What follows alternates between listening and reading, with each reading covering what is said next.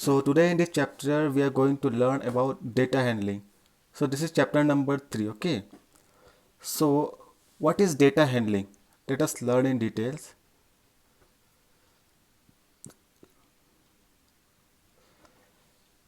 Now data handling means how we represent data in the form of table, chart, how datas, okay? So some commonly used diagrams to represent numerical data. Numerical data means numbers, okay? So how we can represent numbers in different type of forms. So it may be in pictograph or bar graph or double bar graph, or it can be as pie diagram, or we can call as pie chart. So we are going to study all this in details, okay? Now let us learn what do you mean by data.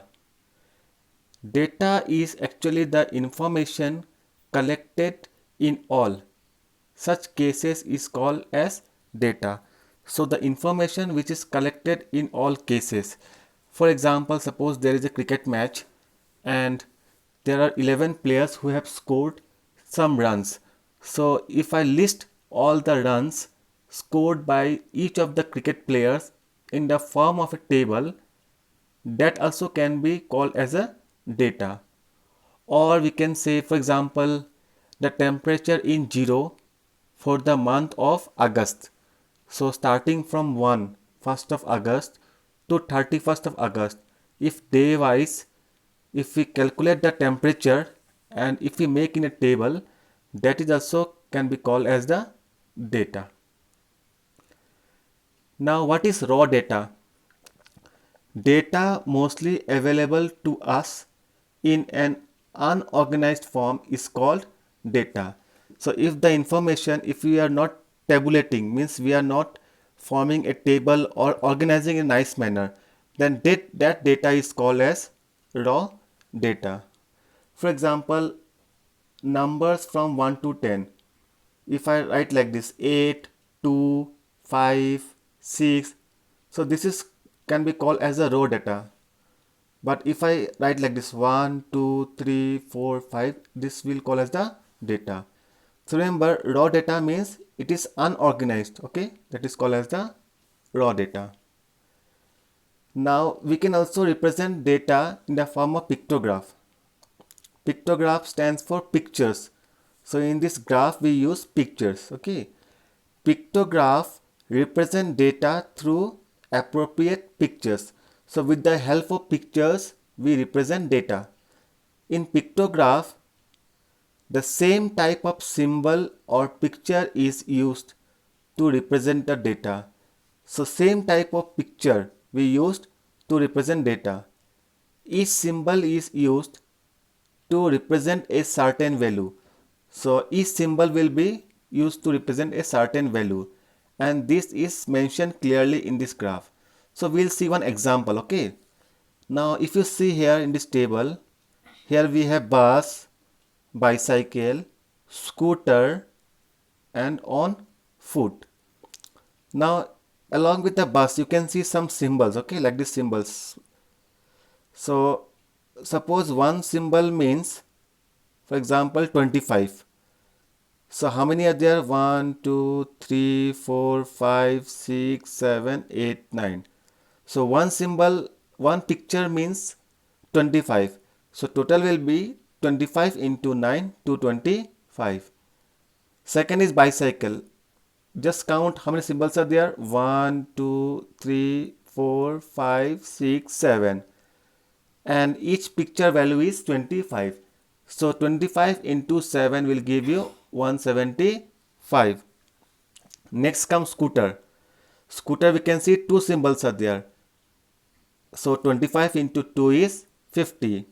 On foot we have 4 symbols. So 25 into 4 is 100. So this type of representation of data is called as pictograph. Secondly is the bar graph. Bar means like this all pillars are called as the bar. So a display of information using bars, this all are called as the bars, okay, of uniform width. means all have the same width, thickness, okay, their height.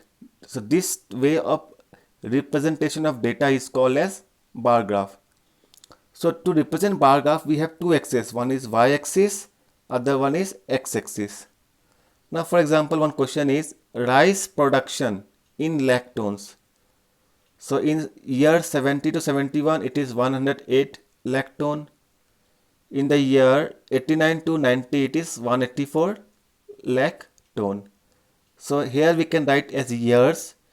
Here we can write as production. Now you can see when the number is more, we can keep the gap like this, bigger gaps, 0, 20, 40, 60.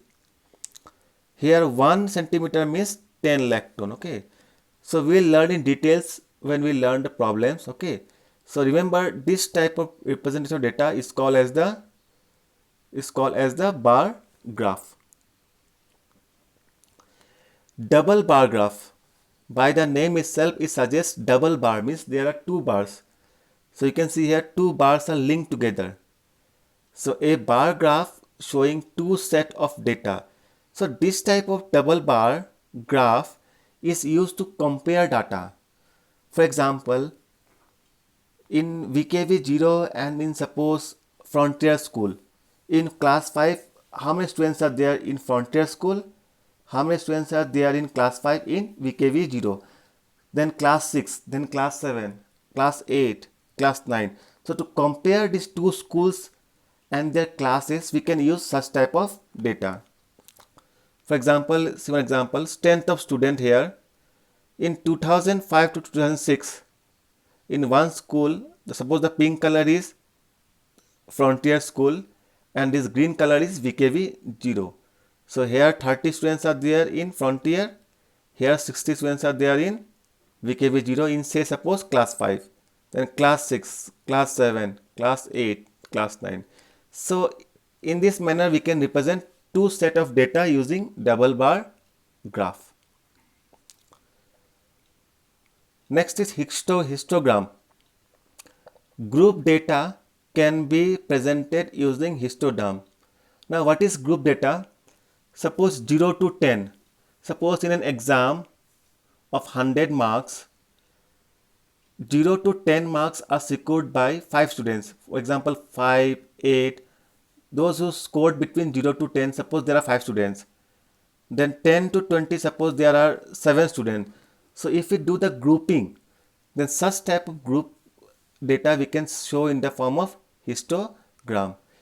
Histogram is also a type of a bar diagram. You can see here in the diagram, it is also like a bar diagram where the class interval are shown in the horizontal axis. Now what is class interval? This is 0 to 10, 10 to 20. This grouping is called as a class interval. So this class interval are shown in the horizontal, means downside, this one, okay. And the height of the bar represent the frequency. Frequency means how many students are there in that class interval. Also there is no gap between the bars. You can see no gap between the bars as there is no gap between the class intervals. So 0 to 10, then again 10 to 20, then again 20 to 30. That means gap is not there. The moment it ends, again it starts. Okay. So this type of data is called as the histogram. So we are going to solve lot of problems in this type of data. So one example is histogram like this. 20 to 30 range, for example, suppose 2 students are there, 1 student. 30 to 40, suppose 2 students. 40 to 50, suppose 1 student. 50 to 60, suppose 2. 60 to 70, say suppose 6 students. 70 to 80, we have suppose 9 students. 80 to 90, say suppose 13. 90 to 100, say suppose 5 students. So this type of representation of data is called as the histogram. Now when we do the grouping of data, we used a term called as tally marks. Now what is this tally marks? This type of, you can see some lines are there and some lines are crossed, okay. So how we are going to represent data in the form of tally marks is shown here. Now for example 0 to 20, suppose there are 4 students. So we can write like this: 1, 2, 3, 4. Suppose between 20 to 40 we have 9 students. So what we'll do? 1, 2, like this, okay? 1, 2, 3, 4. Then this one is 5, okay?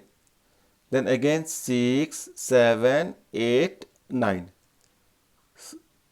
So in this manner we can write 1, 2, 3, 4, then 5, 6, 7, 8, 9. Similarly 60 to 80, suppose 40 students are there. So 1, 2, 3, 4, then this line 5, then same pattern 10, 11, 12, 13, 14. So this way of representation of data in the form of like these lines is called as tally marks. Then comes circle graph or pie chart. As the name suggests, circle graph means it will be in the form of a circle. So these are called as circle graph. A circle graph shows the relationship between the whole and the parts. Hence the whole circle is divided into sector. The size of each sector is proportional to the activity of or information it represents. Let us see one example. Suppose total expenses. Now we know that complete angle is 360 degree. Suppose in house rent we consume this much amount, okay? So 108 degree, miscellaneous 96 degree, school fees 56 degree, and food is 100 degree. So if we represent like this part, okay, in a circle, then such type of graphs is called as the circle diagram. Some more example, like pets. How many types of pets are there? For example, dog has the maximum number, then come cats, then come fish, then rodents. So like this we can represent data in the form of a circle. So that we call as the pie chart or circle diagram. So in the next video we are going to learn the exercise problems. Thank you.